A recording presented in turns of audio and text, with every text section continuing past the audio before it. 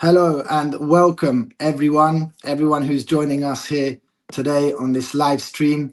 I'd like to welcome and thank you above all for tuning in. My name is Sebastian Makomsky, and I'll be moderating this important conversation today that we're embarking on the topic of the UN, the UN's plans for the future for us, for me, for you, and Agenda 2030, and how this relates as a UN new world blueprint, and what we're supposed to know, what we're not supposed to know. We're going to dive in right to the very bottom of this whole issue and what exactly this Agenda 2030 project means.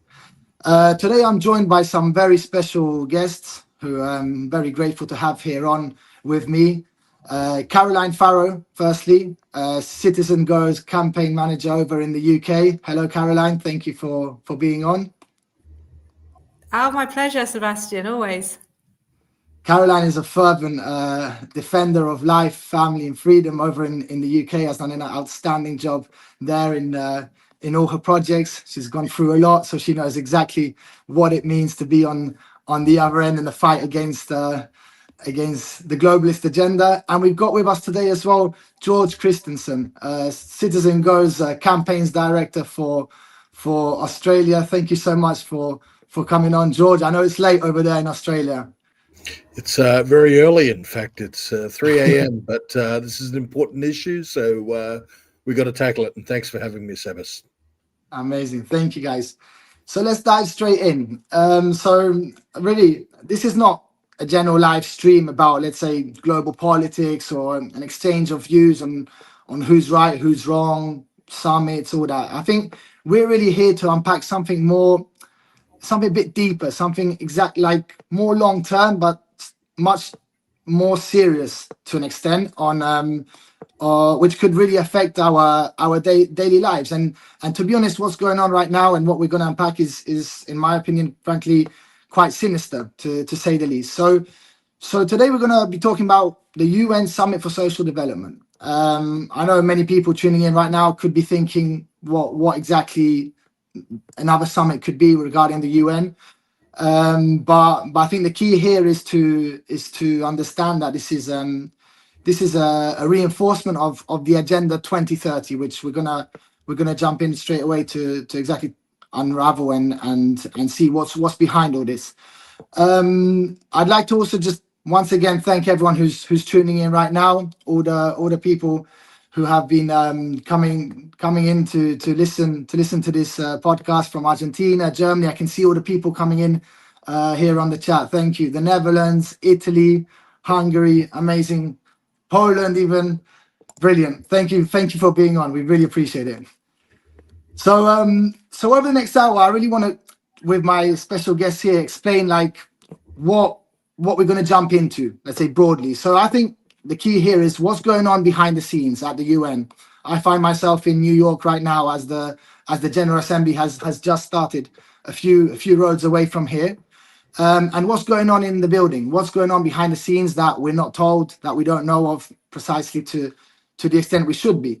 And then we're going to talk about how Agenda 2030 is accelerating, what's already happening, what are we seeing in some countries more than in others, but what have we already experienced in our lifetimes in the last few years? What exactly has been going on that's related to this project, and why this so-called development plan, which we're going to talk about later on, of this social development plan by the UN, has elements of an endeavor for globalist control. So if you've got questions as well, jump in. Follow us here and we'll dive right in. So what is Agenda 2030? I think that the key to start talking about and analyzing this UN plan is to really understand the concept of Agenda 2030. So it was a United Nations comprehensive global framework. But Caroline, what for you, like, what's all this fuss about? What really is Agenda 2030? Okay, so we hear Agenda 2030 a lot and it sounds like jargon. But actually, the UN themselves would tell you, oh, we've been very open about this. So Agenda 2030 is a UN action plan for sustainable development, and it was adopted in 2015 by 193 member states.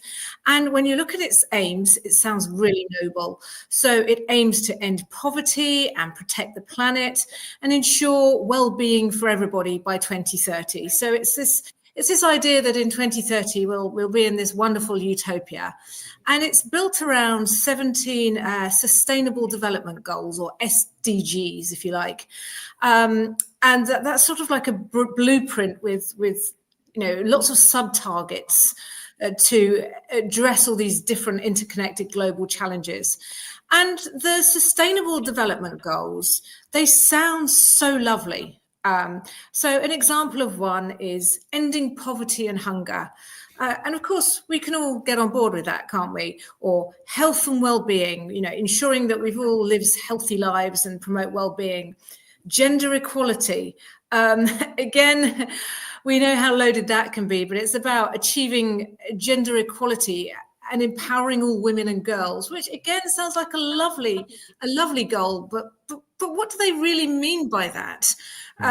Climate action, taking urgent action to combat climate change and protect natural resources, and quality education, which is about ensuring inclusive and equitable quality education and lifelong learning opportunities for all.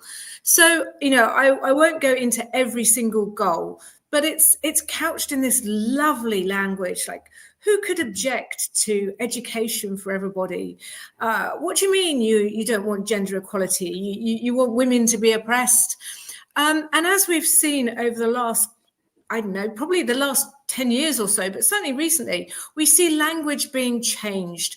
And these lovely flowery concepts are, they're not really moored or anchored in anything. And as we see language change, I mean, we can't even agree what a woman is half the time. Then the UN sort of enshrining these into their development blueprint is quite disturbing, because this can be manipulated to mean anything you want. So what is quality education? Well, again, that's an entirely subjective goal. Some people would say a quality education is an education that's 100% secular and has absolutely no religious element to it. Someone else might have a completely different definition. So because these definitions are so loose and fluid, and there's nothing pinned down, as we've seen, they can really easily be hijacked. So a very obvious one is gender equality. Well, that can be hijacked to say that men should be allowed into women's changing rooms, or that saying anything against the transgender agenda is hate speech. So the summit that's going on in the UN is all about moving towards the goals set out in Agenda 2030. So when you hear people talk about Agenda 2030, they're not talking about some mad conspiracy. We've not made something up. We're not pulling something out of the air. This is what the UN has laid out themselves. This is what we want for 2030.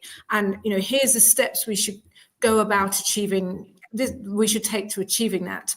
And this is why it's quite dangerous for individual nations, because you and I have no control over the UN. And then, governments can step in and say, well, the UN, and they're a lovely benign agency, and they've said that we should do this. And that's how things get written into law, and they affect our daily lives. Yeah. Absolutely.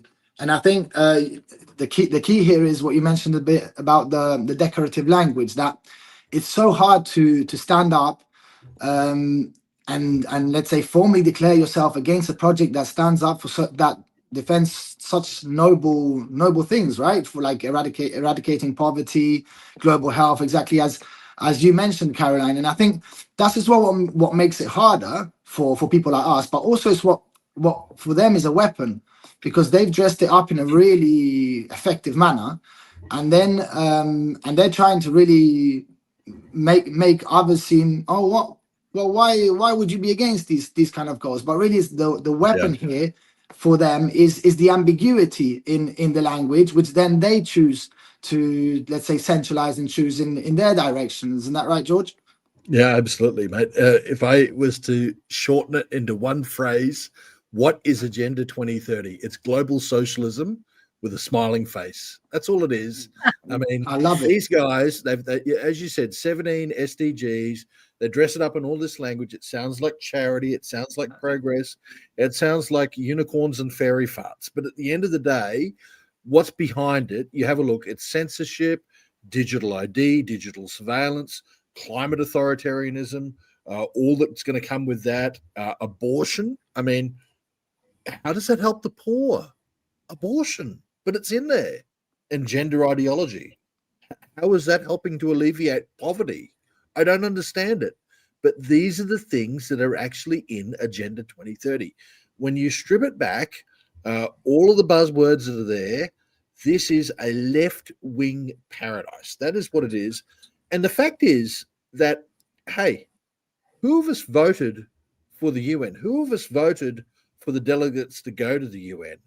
This is not about democracy. And this is the problem that I have key with it. You know, strip it away the ideological stuff. Let's just say that democracy in countries like ours is supposed to be from the grassroots up. We go to our local legislator, politician, and we say, hey, we've got a problem with issue X. We want it fixed. But this is not that. This is the UN imposing down on us their agenda. And their agenda, as I said, this is global socialism with a smiling face. That's such a great, I'm gonna write that down straight away. global. I love it. I think it's really, it really hits the nail on the head. I think that's exactly what it is.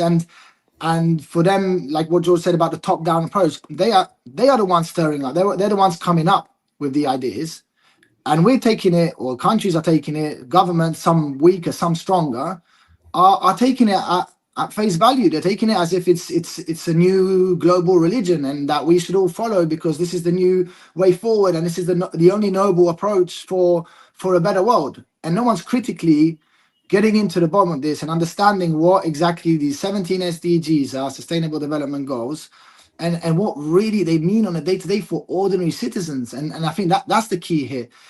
I want to just jump in very quickly to maybe a doubt that many of our viewers right now are perhaps let's say thinking about is the idea of the UN. Maybe they think, oh, okay, but it's the UN. It's still a distant body that doesn't give official legislative text that, let's say, frame or have direct influence on our national governments. But I really want to press on this because we're seeing this more and more. I mean, I've been following very closely the WHO pandemic treaty, and that as well technically shouldn't really have a binding effect on national policy, right? And nonetheless, it's one of the biggest issues for freedom in the last few years. Mm-hmm. So I really want to ask you, George, how these UN policies, despite the fact that they are soft law, why are they hardening? Why are they becoming more and more influential? Why are governments caving in? And yeah, why has soft law become closer to hard law recently? Yeah, well, look, let me give you two answers here. One is to give an example of something going on. You just mentioned the pandemic treaty. I mean, right now in Australia, I mean, the pandemic treaty is not really sorted as yet. I mean, there's been something done. There's a lot more that's going to be sorted with it. So it's not done. But at the same time, the Australian government is actually passing legislation to create a Centre for Disease Control, which will take its instructions directly from the World Health Organization. And that's in the legislation. So they're setting up this Trojan horse to basically dole out World Health Organization policy in Australia. So it does, the World Health Organization is a UN vehicle. So what the UN does affect the lives of people in a whole range of different nations. Sebas, I don't know if you said before, I spent 12 years in the Australian Parliament as a member of the House of Representatives.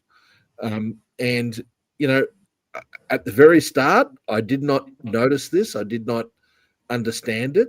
But by the time I finished, I realized that things that were being proposed by government were not coming from the people. They were coming from above. They were coming through the United Nations, these obligations that were imposed upon countries because they'd signed up to some treaty or some accord. And then the bureaucrats said, well, you've signed it, so now you have to do this. And we're all told, basically, you got to vote for it because it's now an obligation on our country. And you would see that time and again. It's very scary stuff. People don't realize it, but this is what happens. Yeah, and just to add to that, really, we talk about sovereignty. It's this theme, people might think, well, how does the UN threaten our independence? But, once a country signs up to something, once it's adopted, the declaration becomes like a template that's used by the UN to pressure nations into compliance. And as George says, it sort of seeps into everything, into laws and education systems and aid deals and trade agreements. And, we might think, I'd like to think that we're not as vulnerable, but actually I think we are. But who's particularly vulnerable on this is developing and donor-dependent countries in Africa, for example, or countries in Southeast Asia. They're told that they have to adopt these policies or risk losing funding. So that means that their parliaments lose their power while the UN agencies gain it. And, it undermines our sovereignty. It completely undermines sovereignty, but not by force, but through this soft law, which hardens into obligations, which is why you talk to anybody on the ground in Africa. You talk to our African campaigner, Ankioko, for example, and she'll say, what we really need is we need roads and we need an infrastructure and we need hospitals for women to have their babies. But in fact, what UN agenda's doing or UN declarations that they've signed up to is saying, well, you must provide abortion and you must provide gender-affirming care. No, Tell that's boys that they can be girls. no use to somebody. Millions spent in UNICEF reports, and they power this through their agencies. Millions spent in UNICEF reports that go over to Africa. It's like you said, instead of dedicating funds to real things that improve the lives of millions of citizens, they're concentrating on that, on teaching kids, teaching boys that they can be girls and girls that they can be boys. It's insane. It's disgusting. Yeah, and you're not a woman in Africa who's pregnant, a pregnant mom in Africa. Africa has a really thriving culture of life, and actually saying to a pregnant mother, do you know what? This is all so difficult and so hard for you. The best thing we can do is offer you abortion. You need abortion. That's not helping her to make a choice. That's telling her that the only choice that she has is to have an abortion. But actually, even in that circumstance, because they haven't got the roads and the infrastructure and and the medical care and the support they need, what they're saying is, okay, let's go around giving dodgy abortion pills to women in Africa, with all of the consequences and the inherent dangers that has on women. I mean, I won't go off into a rant about the physical dangers of the abortion pill, but even more so when you've got a woman in a remote village in Africa who's having a dreadful miscarriage as a result of the abortion pill, and there's no safe hospital to take her to. I mean, a friend of mine doing aid work in Malawi, and she was saying just how devastating the economy, or how devastating the landscape is there, because they've been hit with all these cyclones and tropical storms, and there's literally like one road. So the UN saying, well, our development goals, actually no, they're tying aid to people to their whatever their preconditions are. So someone in Malawi who needs a hospital, who needs infrastructure, who needs food, when the fields are flooded, making them implement gender ideology because that's what the UN have got in their agenda, oh, this poor farmer needs a chance to, be his authentic self and come out as a woman. That's of absolutely no use to them whatsoever. And so that's how it's affecting all of our sovereignty, because as well, even in developed countries like ours, okay, so our aid budgets might not be tied to the UN, but the UN still carries this great kudos with it, this authority. And people believe it's a very benign organization that's about ensuring our well-being and our human rights. And in fact, it's not. It's about imposing the agenda as some very socialist politicians. As George's, I love that phrase, George, socialism with a happy smiling face, but that's exactly what it is. It's not about representing the individual needs of the person. It's about imposing their ideology top down. And you got to ask, sorry to jump in there, Sabas, but you got to ask what the hell is abortion doing as a central plank in a declaration or a thing on development? I mean, how is that alleviating poverty? Like, what is this? There's only two explanations here. One, the UN is just trying to impose a cultural revolution on countries that actually don't accept abortion at the moment, or they've got this Malthusian streak for population control. I don't know which one it is. I think it's to be both. quite honest. It probably is both. It probably is both. But for places like Africa, where there is a strong, in some places, Christian social teaching, sort of that infuses their politics, or it could be a strong Muslim sort of ideology that infuses their politics. Either way, they're pretty much pro-life. So this is like a cultural imperialism that, oh no, you guys are doing it wrong. You've got to kill the babies in the womb and just let that happen.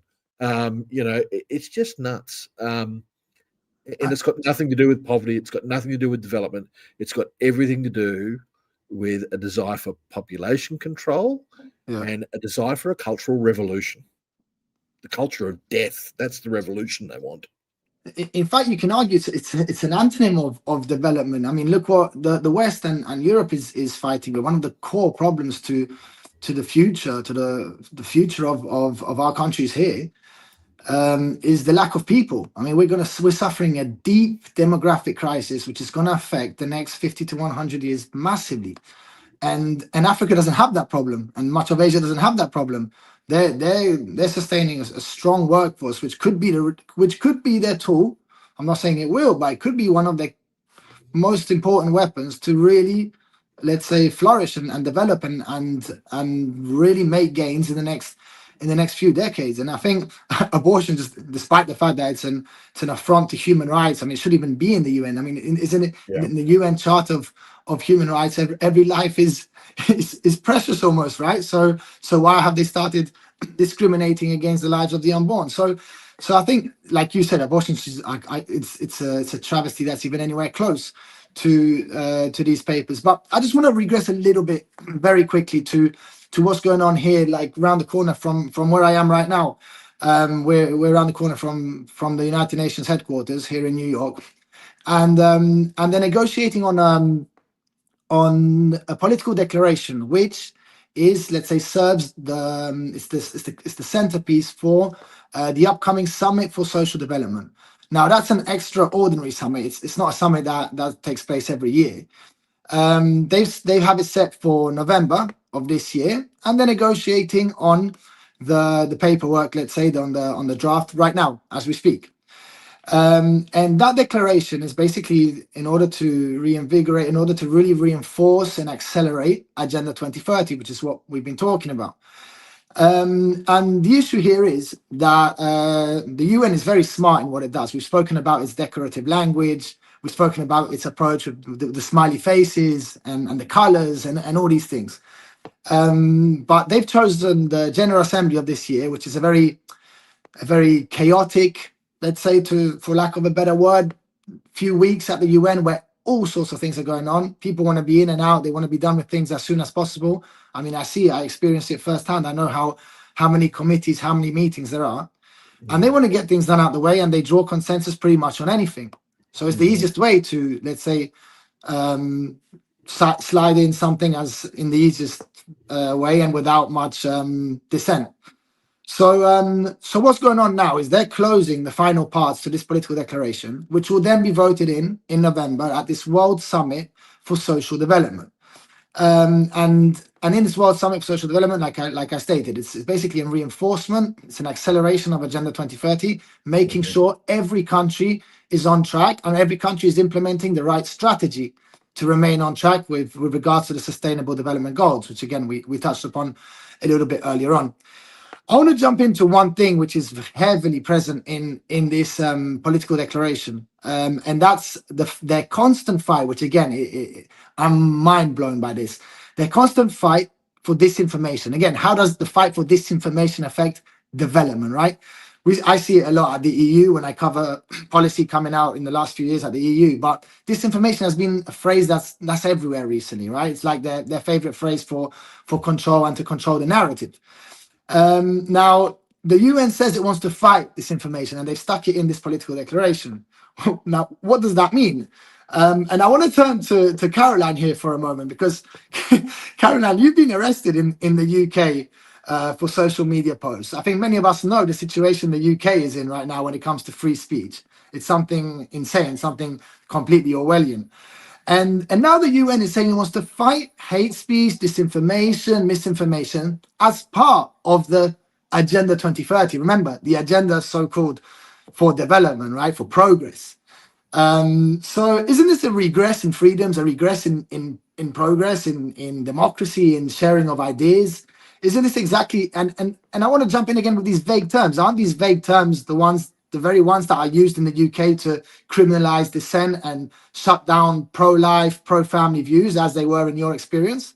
Yeah, I mean, as you said, the situation in the UK right now is wild. And it's really disheartening because, you know, we are supposedly the crucible of free speech. So this, as probably everybody has seen, a story in the UK that's gone global is a very famous Irish comedy writer, Graham Linehan, wrote 3 things on Twitter or X, and he wrote them in April, and he's currently resident in the US. And when he came back to Heathrow Airport last week, he was arrested by 5 armed officers and taken in, 5 armed officers at gunpoint and taken into custody over 3 tweets. And it sparked a massive backlash. But that's not an isolated case. Today, I could not believe it. Today, there's a case trending on X where somebody in the UK was arrested. Now, his crime, or alleged crime, was calling another person a muppet. And that was enough to have him arrested. We're laughing because it's so, I mean, you have to laugh, but it's chilling. On Friday, as you know, you were with me, Sebas, we did a protest at Surrey Pride. Well, in fact, it wasn't even at Surrey Pride, it was outside the council offices. And we were protesting a very specific issue about safeguarding. So, for example, the Surrey Pride organisation was run by a paedophile. And we were saying there needs to be a safeguarding investigation into Surrey Pride, and the council needs not to fund this. The police, and we had signs saying "Protect children, not predators." The police came over to us and said, "Those signs are offensive. They might cause offence. Therefore, please put them away." And so just the idea that you can what they didn't like on our signs was that it said "Stop Pride" with a link to our petition. Well, that's actually a political statement, but because somebody might find our political statement offensive, we were told that we had to put our signs away or risk arrest. So the situation is really out of hand. And what we're seeing in the UK and also in Canada, there are 2 proposed laws against making Islamophobia a crime. So in the UK, they want to introduce a law which they've abolished, and in Australia as well. I think it's coming. It's coming in Australia. Yep. So having abolished all the Christian blasphemy laws, they actually want to bring in a de facto blasphemy law about Islamophobia. Canada's appointed a chief czar, and they are going to, go full, and a special Islamophobia department. We've got a special envoy a special envoy to combat Islamophobia in Australia. So and so any kind of critique of Islam is going to be banned and illegal. And the term hate speech, I have so many people say, or so many left-wing leaning people try and say that anything that you say that they don't like is hate speech. And as for misinformation, well, I think we all saw that during the pandemic. So, for example, anybody speaking out against the vaccine, saying, I think it should be up to individuals to decide, or, for example, saying, well, the vaccine will not stop, the vaccine will mitigate the effects of COVID, but it won't actually stop you from being a spreader. They were, shut down and condemned as misinformation, and lots of people lost their jobs, and the government, and the things that people were saying during the pandemic that was closed down as misinformation, and people had their social media accounts removed and came under all sorts of penalties, they've turned out to be true. So misinformation is basically pointing out an inconvenient truth. Now, I've been fighting this in one way or another for many years, not just on the gender ideology front, but Citizen Go has for many years been adopting the case of very sick children in the UK, sick children who the government says you'd be better off dead. And when I've advocated, for the cases of these individual children who the government are pouring tens of thousands of pounds into stopping them from being able to go abroad for treatment elsewhere, and you start highlighting what's happening, they say it's misinformation, it's disinformation. You disagree with a line that's being parroted by a state agency, and that is dangerous disinformation, and you shouldn't be allowed to say it on social media because other people might believe you. And we can't have that. And where would we be? So yes, it's very, misinformation sounds, I think most people realize that it's quite sinister, because we can all fall foul of it one way or another. And again, we saw that with the situation we had in the UK where we had some civil unrest. People said, because disinformation was spread about the murder of these little girls, which then sparked into street protests, that's why that there were riots. No, it wasn't because of disinformation. It was because of people being very angry, and then obviously some people acted illegally and because they were very inflamed. But it wasn't actually the information that was being shared that was wrong. It was people not behaving as they should be behaving. So I think the idea of misinformation is potentially really damaging to all of us, because basically misinformation is going to mean anything that the government doesn't agree with. Anything. Well, yeah, they'd be the ones in charge of the narrative, right? I mean, in that case, they decide what's misinformation, what's not, and it's completely centralized. There's one truth. It's like the Soviet Union. It's like it's one form of one way of thinking, and that's it. You mentioned the last action. We were there last week with Caroline in Surrey. I mean, what was it that the police? We didn't even get to the second part of what we were going to do during the day. We had a few other things on our list, but what was it that they were saying about our banner that we would be offending? So it was they didn't like the hashtag. I mean, look to what extent it would come that the police would come. So it wasn't even the hashtag they didn't like. So we were saying, quite rightly, there's no pride in paedophilia. And we were objecting to an organisation, Surrey Pride, who the founder and leader of Surrey Pride was a paedophile who was jailed for 30 years for sexually abusing a boy. That's not a disputed fact. And then he also destroyed a lot of mobile phones and digital evidence. So the police don't know the full extent of what went on. What we do know is that this LGBT organization had a helpline, and every single young person who rang in this helpline, this paedophile demanded personal contact with. This paedophile was in a four-way sexual relationship with 4 other people. Him and another guy were jailed, and then the other 2 people that he was in a sexual relationship with, I'm not accusing them of wrongdoing, but they have gone on to lead Surrey Pride. So they were in a 4-way sexual relationship with this guy who was done for paedophilia. And there are questions to be asked in terms of, has there been an internal safeguarding review? Who are the people that the paedophile spoke to? If that happened, say, in the Catholic Church or any other institution, it would immediately require a safeguarding investigation. But basically, nothing has been done. They've said nothing to see here. And the councils are continuing to give this organisation money. And so we had a sign up saying, protect children, not predators, and no pride in paedophilia. And because our signs had stoppride.org, the police said, well, this could be interpreted as hateful. Somebody's found this offensive. And because somebody has found this offensive, you're committing a public order offence. Actually, that's not true at all. But, they talked about this is hateful. This could be hate speech. And they said, we understand that your motive isn't hateful, but it doesn't matter. Because someone could see it as hateful, you can't do it. Sorry, we need to go back on topic. It's insane, and I think the misinformation is worrying that it's in such a document, and it's worrying that it's such an important part of their agenda here at the UN. But I want to let's park that aside. I know misinformation is something all 3 of us deal with. All of us at Citizen Go are dealing with. They are cancelling us. They are trying to censor us because they dislike the narrative. I want to jump in into another core, let's say, tenet of this agenda 2030.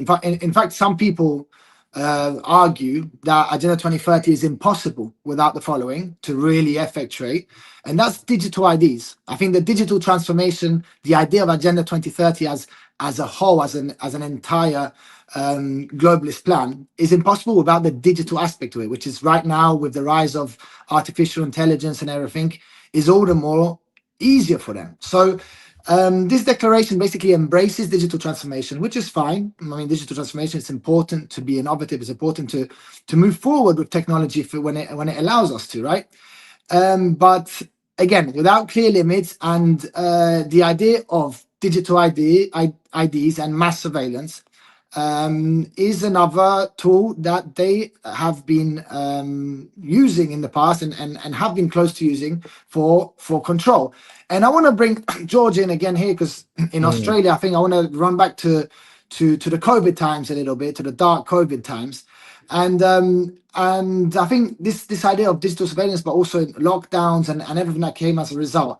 George, in Australia, I think they had some of the harshest COVID restrictions, if I remember. There were curfews, checkpoints, people arrested for, again, social media posts, like we mentioned. Looking back now, I mean, with let's say the increased digital systems in our day-to-day lives and how governments use them, what do you think that revealed about how Australia stands for freedom? What do you think that means on a UN level? And today, has Australia recovered from that, or are those authoritarian reflexes, let's say, still backed into the system? Where I'm coming at is, could this Agenda 2030 serve again as a weapon for governments to do again the same mistakes they done 4 to 5 years ago?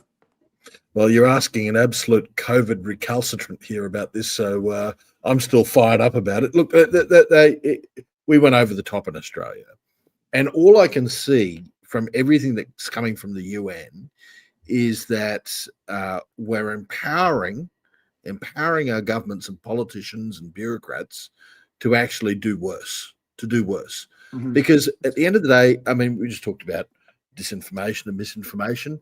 That really is the erosion of free speech. Let's call it out for what it is. It's not about combating misinformation and disinformation. It's about eroding free speech. Exactly. That's what it is. And then you had like the vaccine passports and that whole system when we had COVID. Now they're talking about digital ID. Well, it was like the precursor to it. You know, digital ID will be something that you have to have everywhere to access government services, to access private services like banks, for instance, to get on a plane. You know, you will need this eventually. Now, we already have this in Australia. Well, we don't have it yet.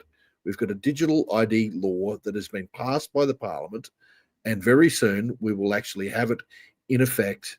They're rolling out the program right now. They're working out how it's going to be done.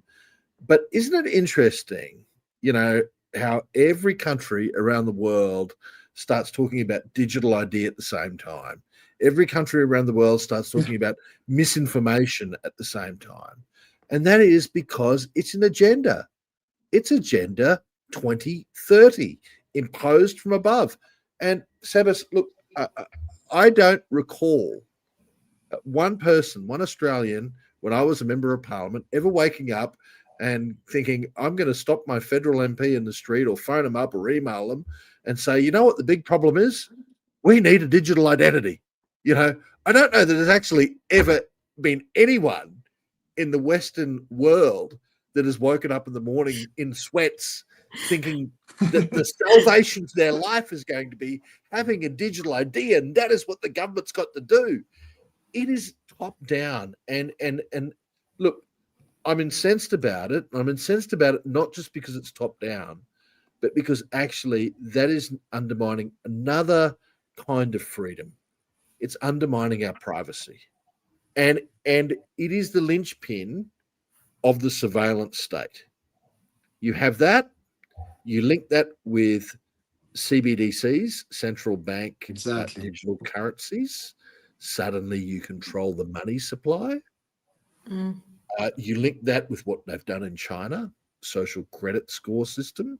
Yeah. And you think that's crazy and conspiracy theory stuff.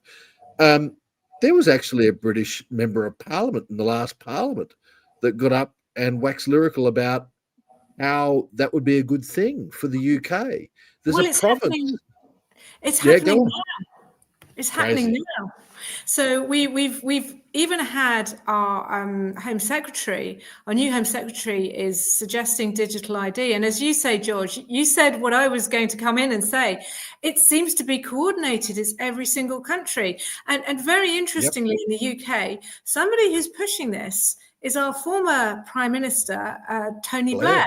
And he's said to be very keen. Well, with respect, Mr. Blair, you were voted out of office, or you left office, but you know your regime was voted out of office well over 15 years ago. So I don't know why your opinion should hold any weight, because you're not democratically elected, and we know that Tony Blair has a finger in all of these pies. And it sounds conspiratorial, but it's absolutely true. It's not a conspiracy when you start putting the dots together. I mean, George mentioned the timing. The timing is just fundamental for any analyst, for anyone understanding, let's say, politics as we see it today. The timing says it all. I mean, George mentioned the CBDC. We're talking about the digital tools, right, to advance the agenda. I mean, these are tools of enforcement for them, enabling all the things that George just mentioned. But the CBDC is insane. Why did it just come up now in a rushed manner in the European Parliament? It's going to be voted. It's closing in the committee. It's going to be voted in the European Parliament. It's an agenda, Sebas. Exactly. I'm following it closely at EU level, and I'm seeing how the digital euro is one of the first planned and engineered central bank digital currencies, which would then not only, like you said, give a very easy tool for things like social credit systems, restrictions to cash, but also, I mean, you're destroying cash by doing so, and cash is the last freedom, last economic freedom to the ordinary citizen.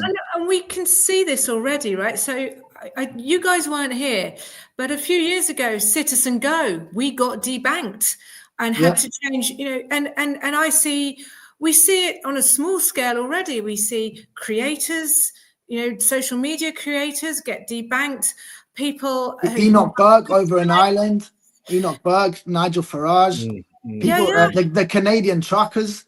These are things that we're living through. That's why it bothers me that these people, some people who continue to think these are theories and abstract things, these are day-to-day things we are handling right now. Because if we don't handle right now, it's going to be too late. It's going to be way too late. When will a CBDC ever be reversed? When will a hate speech law be reversed? When will chat control law be reversed? They're not going to be reversed. This is the moment to step in, and this is the moment to fight back, because these things, it's now or never. So people can think and say what they want, but we are seeing it firsthand. I mean, I just spoke to the campaigner, the Citizen Go campaigner over in Canada, Gregory, and he just told me about the insane ongoings with the climate lockdown. So we didn't touch upon the climate issue here within Agenda 2030. But we're seeing how there is. I mean, the idea of a lockdown is not something from 5 years ago. Well, Gregory will tell you it happened last month in Canada. Yeah, and it's still happening. So because of forest fires, they're stopping people. They're using forest fires as a cover to say you can't go for a walk in the forest. But the people they're banning from going for a walk in the forest, it's not even in the affected area. So yeah, it's crazy. But I think, I mean, what can we do? Because we have all, I think we've highlighted the agenda and what's happening really, really well. And I think the key message is, this isn't just another UN document. This is an absolute political goldmine for unelected elites. And it's a prison for families and for freedoms. Yeah. They're calling it all these fancy names like sustainability and inclusion, but it's not. It's censorship, and it's gender ideology, and it's surveillance dressed up in nice words. And, I think this is why, talk us through, Sebas, I think if we stay silent on this, they're going to, our leaders are going to sign it away in our name. And all these people at the UN, they're not democratically elected. And I think the fact that they're rushing this through now shows that they're weak. They know that people are opposed. And this is why we've really got to speak up now, isn't it? Mm-hmm. Absolutely. And 2030, they call it 2030, but the goal, like we said just now, we're already experiencing the first, let's say, sides to this agenda, and this is the most worrying thing. What we can do as a whole, as an organization, I mean, as Citizen Go, we're fervent fighters for freedom. I think the fundamental freedoms are part of our, let's say, core values, and we cannot, let's say, turn a blind eye as to what's going on. But I think the key here is to understand it first, to really understand it and raise awareness and make sure that when our national parliaments are implementing stuff from top down, to basically to show it, to really expose it. I was fascinated by what George said at the beginning, that he, in his 12 years as a member of parliament over in Australia, like, he sees the influence of the UN documents on national states, on national state legislation, on national sovereignty. I mean, this is the final plan, like you said, Karen. This is their goal. This is their final goal. This is their this is their baby. This is it. For them, it's all in one, and it's in a perfect, beautifully colored book. I mean, it's unbelievable. So what we need to do, what we need you all to do, is sign our petition, which is in the link. And you might say to yourself, I'll come back to you in a minute, Sebas, but you might say to yourself, what does that do? It really unnerves them. You're on the ground, Sebas, aren't you? They hate it. When we bring millions of signatures to them, they go wild and they try and ban us, and they try and hide the message. They hide us. They hide Citizen Go's petitions from their networks and things. Actually signing this petition really makes a difference, because and they go ballistic at the fact that it's gone out to the world, that people are seeing what's going on. Because, like I said, they're behind closed doors. If they don't have a pass to get in, you have no idea what's going on in there. No idea. And you're not going to get much media attention on it either. So, yeah, we really need, like everyone in the petition side, we really need those signatures. We really need people, and send it to your family, to your friends, to people living in countries like the UK, like Canada, which are resisting this on a local basis. I mean, I think that's the key. Yeah, and the petition is in the link, but actually people's signatures really give us credibility. I know when I've run been involved in other global campaigns, and you go to a global organization like the UN, or say like Disney, and you can bring millions of signatures. It freaks them out, because they don't want this. They don't want what we're doing. They don't want grassroots mobilization. They don't want to be reminded that actually this is not what the people want. And, we will be there fighting this right till the bitter end. We've got Sebas on the ground in New York. We are renowned for having our buses with a message and our, billboards and all the things. But we can't do this. We cannot do this without you. We cannot do it without Citizen Go members or, anyone who's watching this.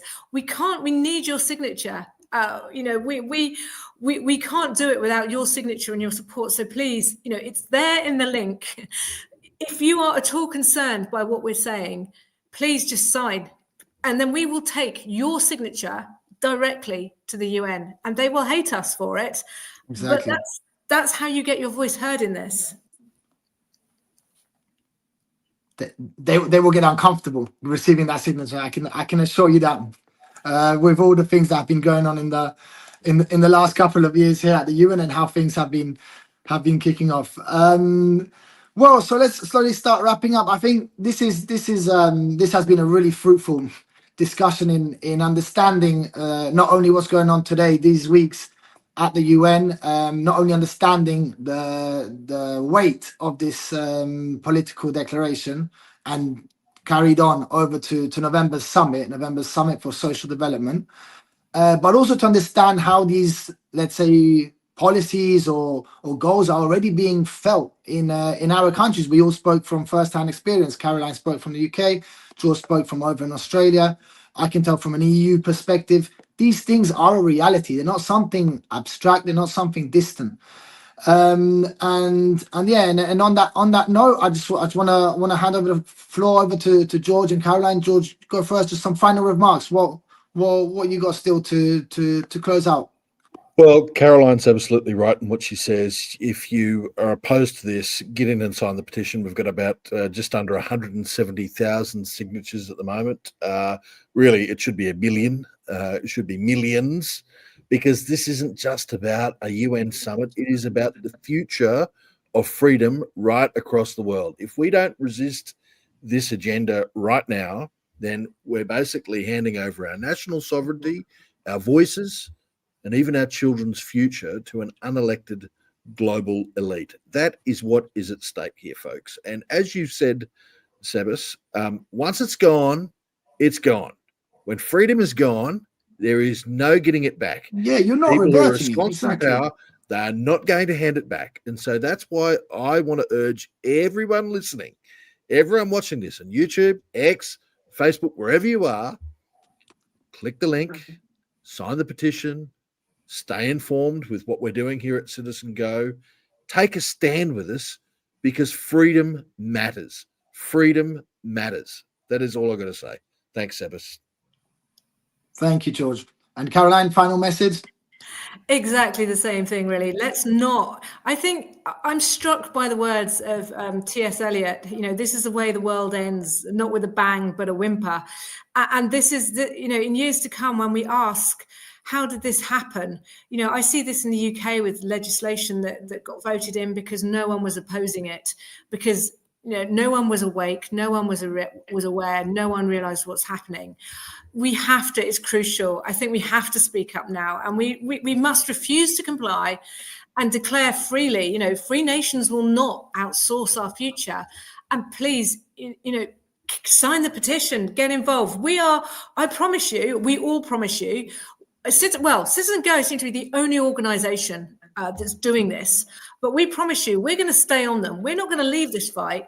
We are going to carry this through to the bitter end, because it is so fundamental and crucial to your freedom and my freedom.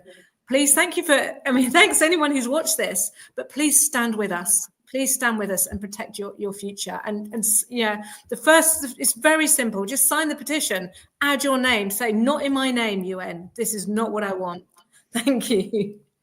Absolutely. Not in my name, and send it over to those who might be still a bit sleepy, like need to wake up to what's going on. Friends, family, people you care about, because this is important. This is where us as citizens with the same values, with core values, stand up together against people who want no good for us and for our freedoms. So once again, I'd really like to thank you both, Chris, George, George, and Caroline, for your powerful contributions here on this show, on this on this space today, and really thank you everyone who joined us today, everyone who tuned in.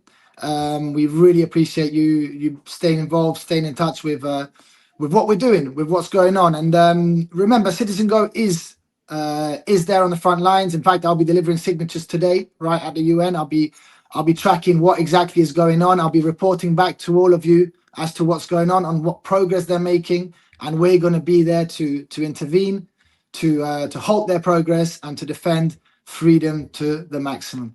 So so that your voice, our voice, people who care about freedom, cannot be ignored.